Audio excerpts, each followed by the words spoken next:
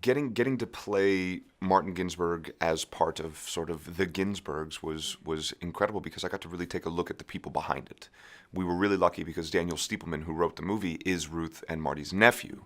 If anyone else would have written this movie, it would have been a courtroom drama more than anything else. But this was an opportunity to really see behind, the frock or the apron in Martin's case, and who these people were and how they led incredibly progressive lives in a time where it was not the done thing. He recognized the capabilities of his wife, and what she needed was someone who would be a support system for her to do whatever it would take so that she could go on and change the world, which is what he knew she was capable of, and ultimately what she went and did. What the Me Too era has taught us is that the fight that Ruth Bader Ginsburg started in the 50s and 60s and 70s still has not been won. It's not done. She has given us a trajectory to look forward to and sort of blazed a trail that we can then continue when ultimately she won't be here anymore to do it, so someone else will have to pick up the mantle, but the battle's not done.